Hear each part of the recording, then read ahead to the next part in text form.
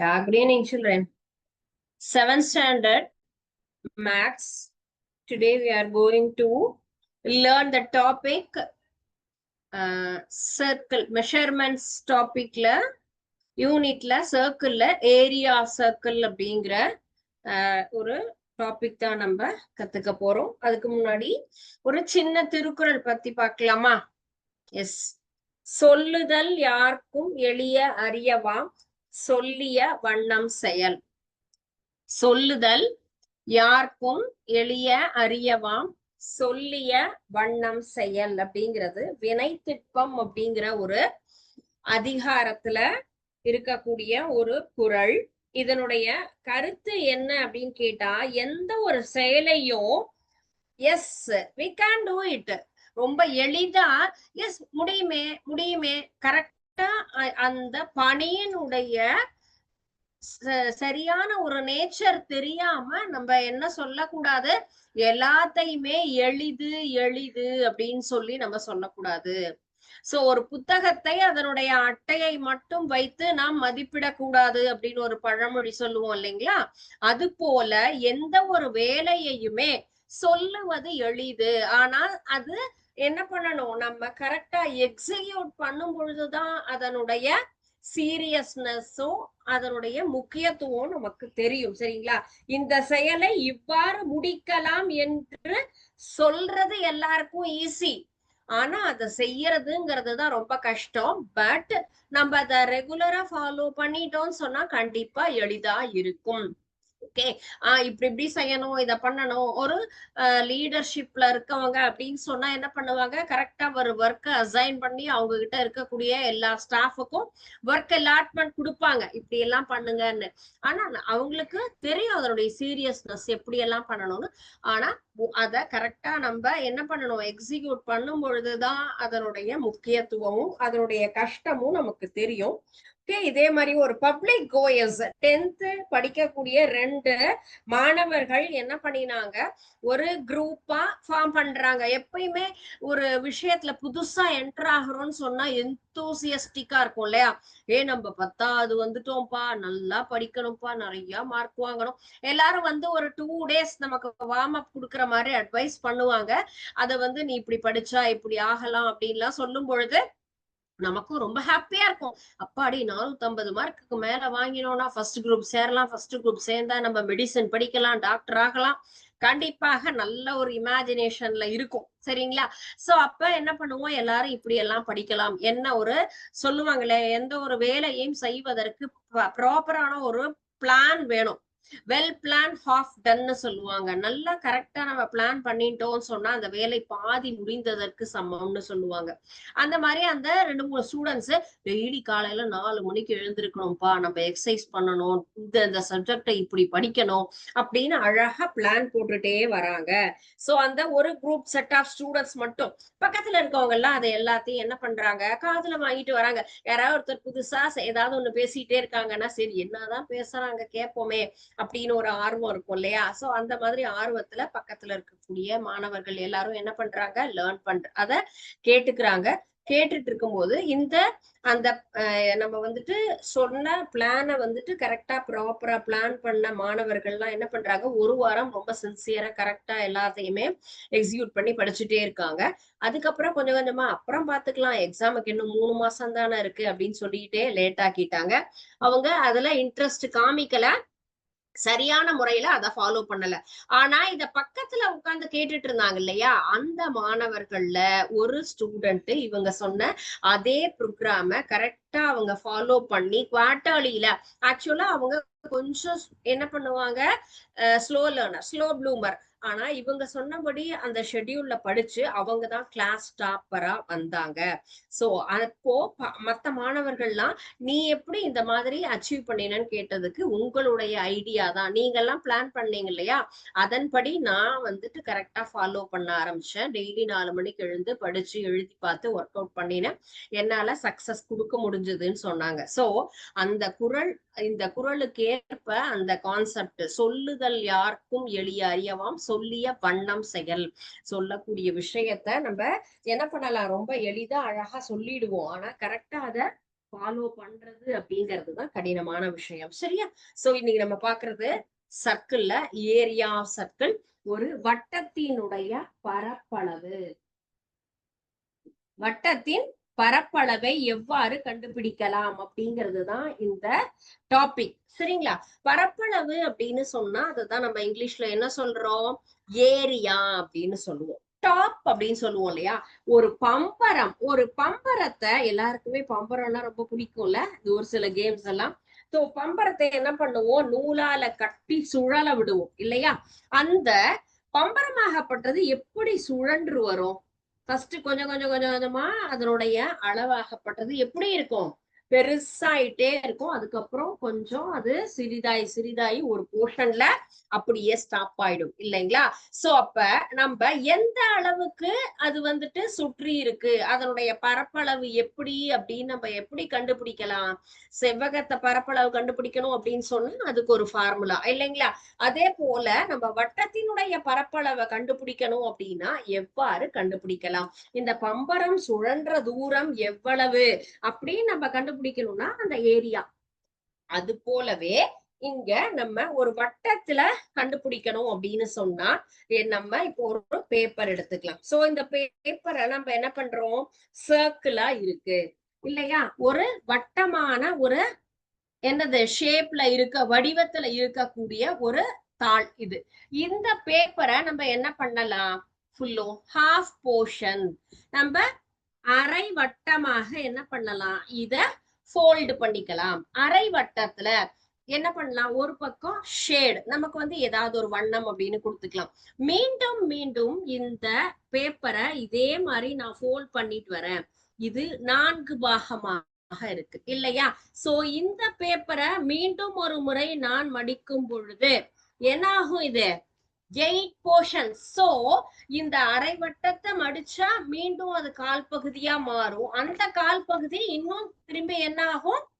இதே போல பாருங்க. இப்போ இதுல ஷேட் பண்றதுக்கு பதிலா நான் வந்துட்டு லைன் ஃப்ரேம் பண்ணிருக்கேன். சோ இது half portion and then again it will be fold பண்ணும் பொழுது என்ன ஆகும்? இது இன்னும் 4 பாகமா பிரியும். இந்த 4 பாகத்தை மீண்டும் பிரிச்சோம்னா 8. இதே போல மீண்டும் மீண்டும் நம்ம பிரிக்கிறோம் அப்படின்னு சொன்னா அதனுடைய அளவாகப்பட்டது சின்ன சின்னதா மாறிட்டே இருக்கும். சமமான ஒரு அளவோட இருக்கும். இது இன்னும் நான் ஃபோல்ட் பண்றேன்னு சொன்னா அது 16 ஆகும், 32, சின்ன சின்ன சின்னதாக இருக்கும். நமக்கு தேசிய கொடியில் இருக்கக்கூடிய நடுவுல இருக்க சக்கரம் எப்படி இருக்கும்? இதே மாதிரி கோடு மாதிரி இருக்கும் இல்லைங்களா? அது போல இந்த வட்டத்தை நம்ம பிரிக்கும் பொழுது ஒரே மாதிரி ஃபோல்ட் பண்ணும் பொழுது நமக்கு சின்ன சின்ன பாகங்களாக அதுல கிடைக்கும். சம பாகங்கள் அது வந்து அதிகமாக இருக்கும் பொழுது அந்த வட்டத்தினுடைய நீளம் மற்றும் அகலம், லென்த் பிரெத் அப்படிங்கிறத நம்ம இப்படி செவ்வகத்திற்கு என்ன ஃபார்முலா ஃபாலோ பண்ணினோம்? எல் இன்டு பி அப்படின்னு நம்ம சொன்னோம் இல்லைங்களா? சோ அது போலவே இந்த ஏரியா சர்க்கிள், வட்டத்தினுடைய பரப்பளவு, இதை கண்டுபிடிக்கிறதுக்கு நமக்கு formula pi r squared. Formula of area of circle அப்படிங்கிறது பை ஆர் ஸ்கொயர்டு சொல்லுவோம். சோ ஏ ஈக்குவல் டு, நம்ம பரப்பளவு மட்டும் கண்டுபிடிக்கணும் அப்படின்னா என்ன formula? A equal to pi r squared. பையனுடைய வேல்யூ என்னது? 22 இல்லையா? 22/7 ஆர் அதர்வைஸ் 3.14 அப்படின்னு சொல்லுவோம். சோ ரொம்ப எளிதா சொல்லணும்னா 3.14 அப்படிங்கிறது தான் பையனுடைய மதிப்பு. சோ அதை வச்சு நம்ம என்ன பண்ணலாம்? ஒரு வட்டத்தினுடைய பரப்பளவு அப்படிங்கறது நமக்கு. சோ அதனுடைய ஏரியா, ஆரம் அப்படிங்கிறது கொடுத்திருந்தாங்க அப்படின்னு சொன்னா நம்மளால என்ன பண்ண முடியும்? ஏரியா, பரப்பளவு அப்படிங்கிறது நம்ம கண்டுபிடிக்க முடியும். ஓகே, சோ இதுல உங்களுக்கு எக்ஸாம்பிள் சம் 2.9 அப்படின்னு கொடுத்திருக்காங்க இல்லையா? சோ அந்த எக்ஸாம்பிள் சம்ல என்ன கொடுத்திருக்காங்க? ஆரம் 21 சென்டிமீட்டர் அளவுள்ள வட்டத்தினுடைய பரப்பளவு என்ன? சோ பையனுடைய வேல்யூ 22/7 3.14 அப்படிங்கிறத நம்ம முழு எண்ணா கொண்டு வந்திருக்கோம். அப்ப ஆர் ஈக்குவல் டு, அந்த சம்ல நமக்கு ஆரினுடைய மதிப்பு 21 சென்டிமீட்டர். அப்போ அதனுடைய ஏரியா கண்டுபிடிக்கணும். வட்டத்தினுடைய பரப்பளவு அப்படிங்கிறது தான் நமக்கு எப்படி கால்குலேட் பண்ணணும்னு கேட்டிருக்காங்க. சோ பையனுடைய வேல்யூ தெரியும், ஆரியனுடைய வேல்யூ கொடுத்துட்டாங்க. சோ அதை இந்த இடத்துல நம்ம என்ன பண்ணணும், சப்ஸ்டியூட் பண்ணணும். Formula pi r squared. பையனுடைய மதிப்பு 3.14. ஆருக்கு நமக்கு என்ன கொடுத்திருக்காங்க, 21 அப்படின்னு கொடுத்திருக்காங்க. சோ இப்போ மல்டிப்ளை பண்ணணும்னா 3.14 into r ஸ்கொயர். ஸ்கொயர்னா 2 முறை நம்ம அதுல என்ன பண்ணணும், சப்ஸ்டியூட் பண்ணணும். அதுல அப்போ 21 into 21, 3.14 into 21 into 21. so இத பெருக்கும் பொழுது இதனுடைய மதிப்பு 1384.74. சோ இதுதான் இதனுடைய பெருக்கு தொகை. சோ நம்ம என்ன பண்ணணும், கண்டிப்பா எல்லாத்துக்குமே யூனிட் எழுதணும். யூனிட்ங்கிறது கண்டிப்பா எழுதணும். சென்டிமீட்டர் ஸ்கொயர் அப்படிங்கிறத நம்ம இந்த இடத்துல என்ன பண்ணணும், எழுதணும். சோ இந்த நமக்கு கேட்ட கேள்வி, ஆரம் 21 சென்டிமீட்டர் இருக்கக்கூடிய வட்டத்தினுடைய பரப்பளவு என்பது 1384.74 centimetre square. So this is the answer for this sum. okay, இந்த கணக்கினுடைய ஆன்சர் முதல் எக்ஸாம்பிள் சம். ஓகே, புரிஞ்சுதா? pi r squared is the formula of area circle. வட்டத்தினுடைய பரப்பளவு கண்டுபிடிக்கிறதுக்கு எளிமையான ஒரு நமக்கு என்னது சூத்திரம், பை ஆர் ஸ்கொயர்னு சொல்றது. பையனுடைய வேல்யூ தெரியும், ஆரியோட வேல்யூ கணக்குலயே கொடுத்திருப்பாங்க. அதுல நம்ம என்ன பண்றோம், இத சப்ஸ்டியூட் பண்ணினா நமக்கு கரெக்டா அதனுடைய ஆன்சர்ங்கிறது கிடைக்கும். ஓகே, அண்ட் நெக்ஸ்ட் வந்து 2.10. அடுத்த ஒரு எக்ஸாம்பிள் சம். So 28 சென்டிமீட்டர் விட்டம் இருக்கக்கூடிய ஒரு வளையம், தட் இஸ் ஹுலா லூப். அதுல நமக்கு என்ன கேட்டிருக்காங்க, அந்த ஒரு இதுக்கு நம்ம ஏரியா கண்டுபிடிக்கணும், பரப்பளவு. சோ கொடுக்கப்பட்டது ஆரமா கொடுத்திருந்தது, இப்ப என்னவா கொடுத்திருக்காங்க, விட்டமா கொடுத்திருக்காங்க. சோ நம்ம வட்டத்திலேயே தான் விட்டம் ஆரம் அதை மடிக்க மடிக்க நமக்கு கிடைக்கக்கூடியது. சோ முதல்ல கொடுத்தது என்னது, ஆரம். ஆர் அப்படின்னு சொன்னா ஆர் அப்படின்னு சொல்றோம். சோ நம்ம இப்போ இதுல விட்டம்னா டி, டயாமீட்டர். சோ அப்ப 28 சென்டிமீட்டர், 28 சென்டிமீட்டர் கொடுத்திருக்காங்க. சோ அது ஆரமா நம்ம மாத்தணும் சொன்னா இத 2ஆல என்ன பண்ணணும், டிவைட் பண்ணணும். சோ r அப்படிங்கறத நம்ம என்ன பண்ணணும், கால்குலேட் பண்ணணும். So 28, because formula is pi r squared இல்லையா? அப்ப ஆரா இருந்தாதான் நமக்கு செம்ம ஈஸியா போட முடியும். அப்போ நமக்கு டிஆ இருக்கிறத ஆரா கன்வெர்ட் பண்ணணும். சோ கொடுத்துக்கூடிய விட்டத்தை ஆரமா மாத்தணும்னா 28 2ஆல வகுக்கணும். சோ 2ஆம் வாய்ப்பாடுல என்ன சொல்லுவோம், 1 2 14 2 28, 1 2s are 2, 14 2s are 28. so 14 centimetre. r அப்படிங்கிறது 14 centimetre. now we are going to substitute the value for this formula. இப்போ நம்ம சூத்திரத்துக்கு தகுந்த மாதிரி இங்க என்ன பண்ணலாம், ஈஸியா நம்மளால கால்குலேட் பண்ண முடியும். 22/7 into 14 into 14. so இப்போ 1777, 2 7s are 14, 14 into 2 28, 28 into 2. answer is 616 centimeter. 616 centimetre ஸ்கொயர்ங்கிறது தான் செகண்ட், இரண்டாவது நமக்கு கொடுத்திருக்கக்கூடிய ஒரு மாதிரி வினா.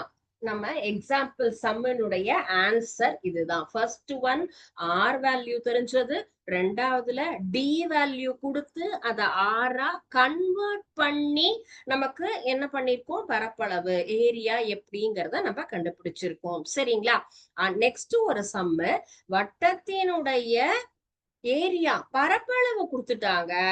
அதுல இருக்கக்கூடிய ஆரத்தினுடைய வேல்யூவும் விட்டத்தினுடைய வேல்யூவும் கண்டுபிடிக்கணும்.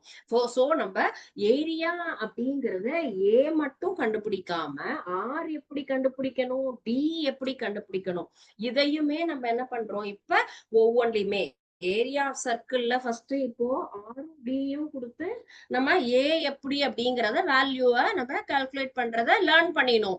இப்ப ஏ கொடுத்திருக்காங்க, ஆரினுடைய டியினுடைய வேல்யூ அப்படிங்கறத எப்படி கண்டுபிடிக்கலாங்கிறது தான் அடுத்த example sum. That is 2.11. So 2.11 சம்ல ஒரு நமக்கு சர்க்கிளினுடைய ஏரியா என்ன கொடுத்திருக்காங்க, 2464 சென்டிமீட்டர் ஸ்கொயர். வட்டத்தினுடைய பரப்பளவு 2464 சென்டிமீட்டர் ஸ்கொயர். இதுல நம்ம ஆரும் பியும் கண்டுபிடிக்கணும், ஆரமும் நம்ம விட்டமும் கண்டுபிடிக்கிறோம். சோ பையனுடைய வேல்யூ 22/7 தெரியும். சோ பரப்பளவு 2464. So pi r square equal to 2464. So இந்த வேல்யூ நம்ம கிட்ட இருக்கு.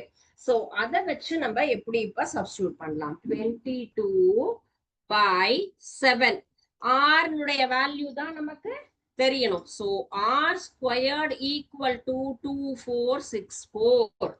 ஓகே, சோ இப்போ இத என்ன பண்ண போறோம், ஆரை மட்டும் நம்ம வெளியில எடுத்துக்க போறோம். சோ ஆரை வெளியில எடுத்துட்டோம் அப்படின்னு சொன்னா 2464 into 7/24. இது தலைகீழ் மாறிலியா நமக்கு மாறும். சரிங்களா, ஆரை நம்ம லெஃப்ட் சைட் கொண்டு வரணும். நமக்கு எதோடைய வேல்யூ கண்டுபிடிக்கணும், பரப்பளவு கொடுத்துட்டாங்க, நம்ம ரேடியஸ் கண்டுபிடிக்கணும்.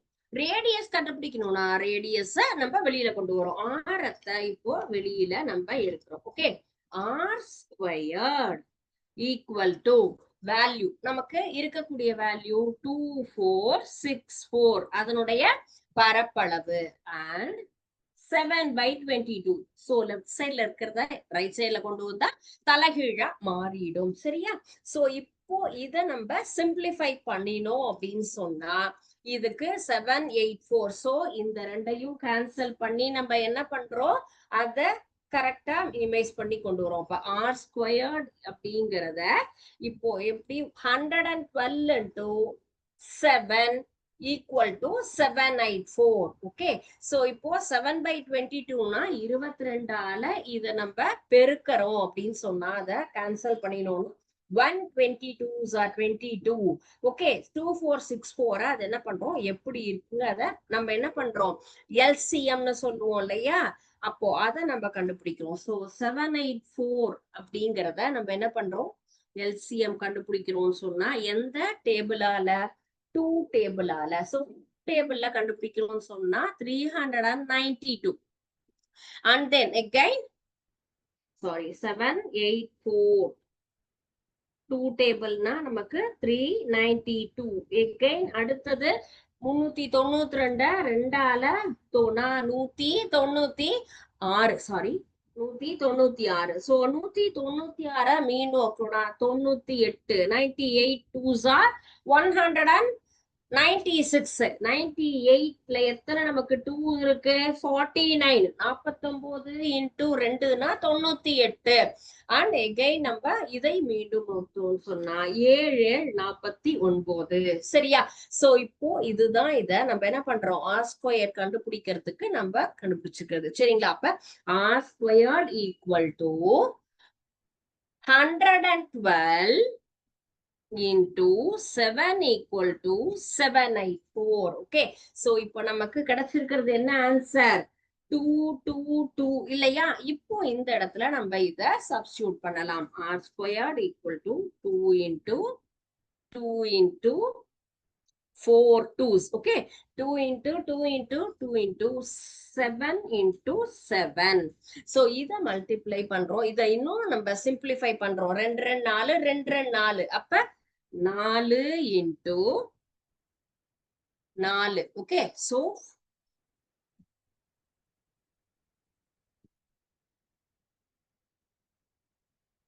4 into 4 into 7 into 7. இதை நம்ம ஸ்கொயரா ஈஸியா மாத்திடலாம் இல்லையா? ரெண்டு 4 இருக்கு, 4 ஸ்கொயர் 7, 2 7 இருக்கு, 7 square. Squared equal to 4 into ரெண்டுக்கும் சேர்ந்து காமனா ஒரே இதா நம்ம மடங்கு அப்படின்னு சொன்னா எப்படி எழுதலாம்? 4 into 7 whole square 2 இல்லையா? சோ ஆர் ஸ்கொயர்ட் அப்படிங்கிறது ஆர் ஸ்கொயர்டையே நம்ம என்ன பண்ணலாம்? ஆர் இன்டு ஆர் அப்படின்னு நம்ம பிரிக்கலாம். 4 into 7 அப்ப 4 என்னது? 28. 4 28. சோ இத நம்ம திருப்பி மீண்டும் பிரிச்சு எழுதுறோம். ஆர் இன்டு ஆர் அப்படின்னா 4 into 7 4 into 7. அப்ப இதுல நம்ம கேன்சல் பண்றோம்னா ஒரே ஒரு 4 into 7 தான் நமக்கு வரும். அப்ப இது என்ன ஆன்சர்? 28 சென்டிமீட்டர் ஸ்கொயர் அப்படிங்கிறது தான் இதனுடைய விட்டம். சரிங்களா? ஆங்கிறது 28 அண்ட் தென் டி அப்படி கண்டுபிடிக்கணும்னு சொன்னா நம்ம என்ன எடுக்கணும்? டி அப்படிங்கிறதுக்கு உண்டான ஃபார்முலா எப்படி நம்ம அதனுடைய விட்டம் கண்டுபிடிக்கிறோம்னா 2 into r. 2 into r. r-இனுடைய வேல்யூ என்னது? 28. சோ r-னுடைய வேல்யூ நம்ம கண்டுபிடிச்சிட்டோம். அது 28 சென்டிமீட்டர். சோ d-னுடைய வேல்யூனா 2 into r. 28 into 2. 28 2ஆல பெருக்கும் பொழுது நமக்கு என்ன கிடைக்கும்? ஆன்சர் 56. சோ 56 சென்டிமீட்டர் அப்படிங்கிறது தான் D-னுடைய வேல்யூ. சோ R-னுடைய வேல்யூ 24, D-னுடைய வேல்யூ 56. சோ நமக்கு என்ன கொடுத்திருக்காங்க? ஏரியா ஏ கொடுத்திருந்தாங்க 2464 சென்டிமீட்டர் ஸ்கொயர்னு. அதுல ஆரும் அண்ட் டி இதனுடைய வேல்யூ எப்படி நம்ம கரெக்டா ஃபைண்ட் அவுட் பண்ணணும் அப்படிங்கிறது தான் தெரிஞ்சுக்கிட்டோம். சரிங்களா? அத 2464 into பை 6 வெளியில கொண்டு வந்துட்டோம்னு சொன்னா அது தலைகீழா மாறும். அதை நம்ம மீண்டும் எப்படி சிம்பிளிஃபை பண்றோம் அப்படிங்கிறத சொன்னோம். புரிஞ்சுதா? இல்ல உங்களுக்கு ஏதாவது டவுட் இருக்கா? இதுல ஏதாவது சந்தேகம் இருக்கா? இப்ப 3 டைப்ஸ் பார்த்தோம். ஃபர்ஸ்ட் நம்ம பார்த்தது ஒரு ஆரம் கொடுத்து பரப்பளவு கேட்டாங்க. அண்ட் தென் அதே போல விட்டம் கொடுத்து பரப்பளவு கேட்டாங்க. பரப்பளவு கொடுத்து ஆரத்தையும் விட்டத்தையும் நமக்கு கால்குலேட் பண்ண சொன்னாங்க. சரிங்களா? சோ நெக்ஸ்ட் அடுத்த ஒரு எக்ஸாம்பிள் சம் நம்ம வந்துட்டு என்ன பாக்குறோம்னா ஒரு சுற்றளவுள்ள ஒரு வட்டத்துல இருக்கக்கூடிய ஒரு பூங்கா. அதை சுத்தி என்ன பண்றாங்க? நம்ம டெய்லி வாக்கிங் நடப்போம் இல்லையா? அந்த மாதிரி வாக்கிங் நடக்கிறாங்க.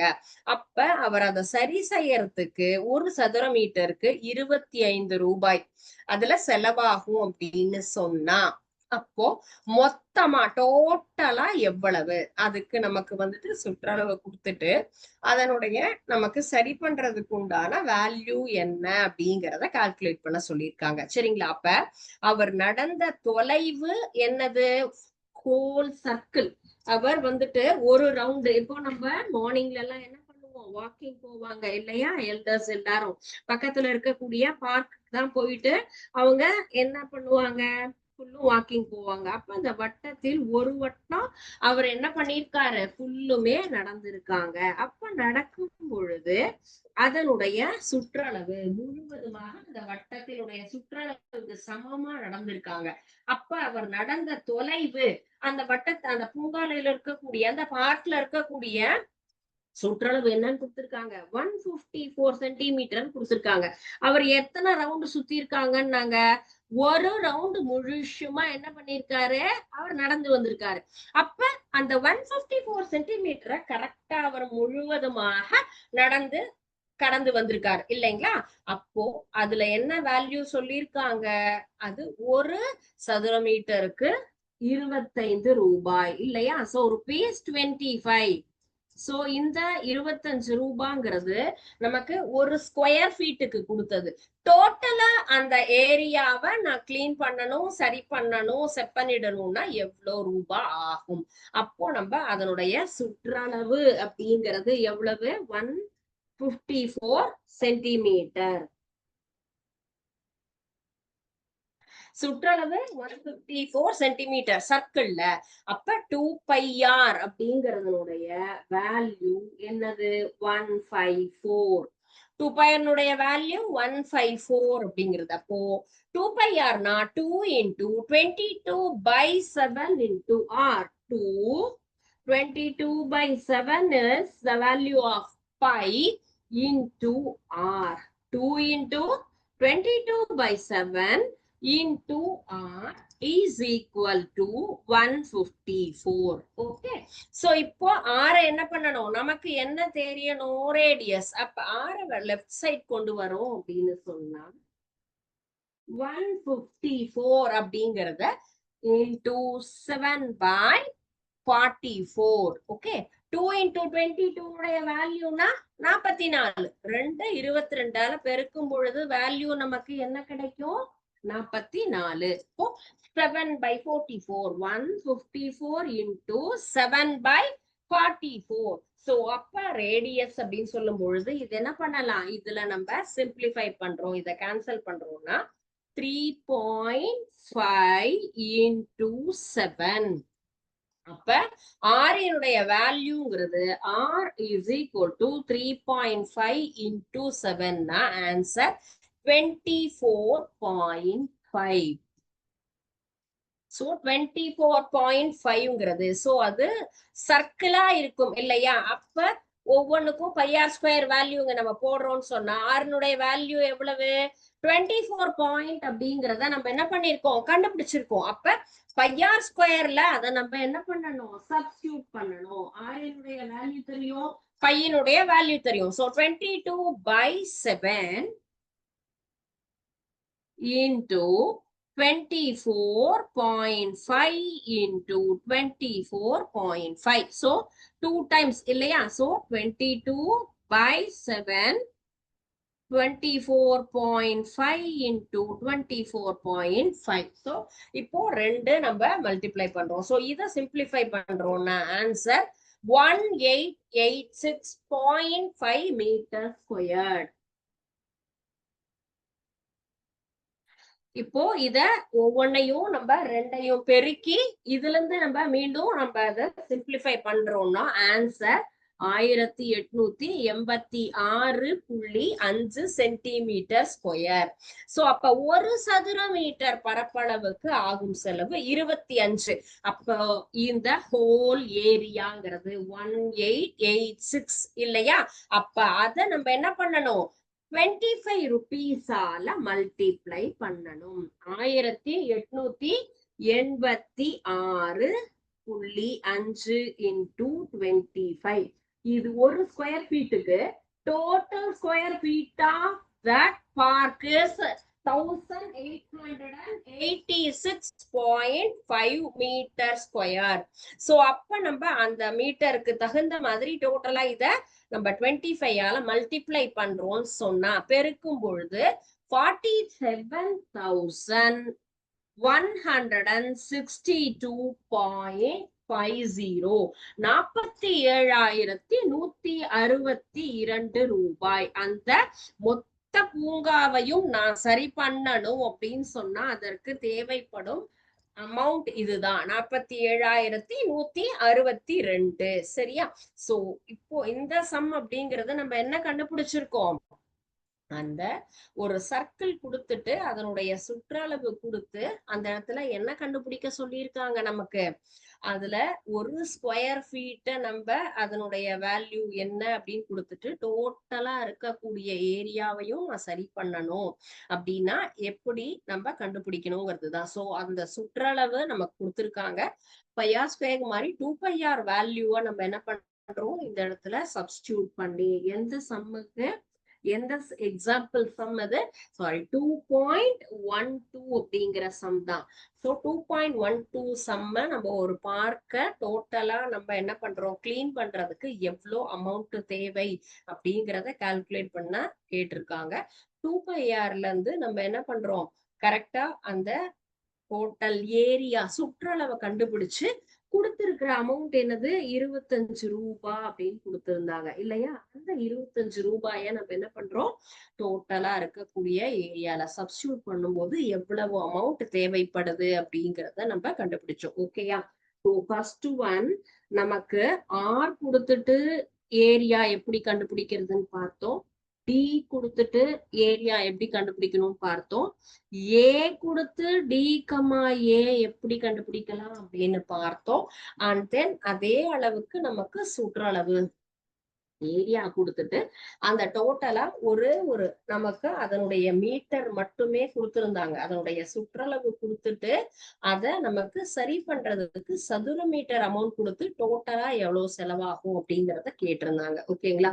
சோ இந்த எல்லா சம்மும் 4 சம்மு எப்படி நம்ம வந்துட்டு கால்குலேட் பண்ணணும் அப்படிங்கிறது தான் பார்த்தோம். அடுத்தடுத்து இதே மாதிரி நமக்கு எக்ஸாம்பிள் சம் இருக்கு.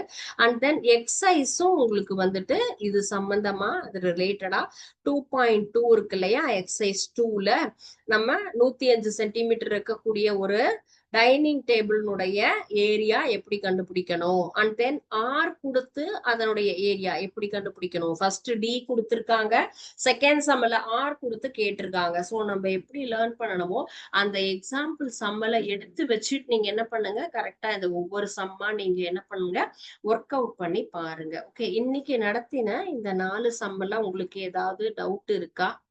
புரிஞ்சுதா? இதுல ஏதாவது சந்தேகம் இருக்கா? ஓகே, வீட்ல போட்டு பாருங்க. எந்த சம்மா இருந்தாலும், எக்ஸாம்பிள் சம்மா இருந்தாலும், எக்ஸசைஸ் சம்மா இருந்தாலும் ஒர்க் அவுட் பண்ணி பார்க்கும் பொழுதுதான் நமக்கு அதுல என்ன சந்தேகம் வருங்கிறது தெரியும்.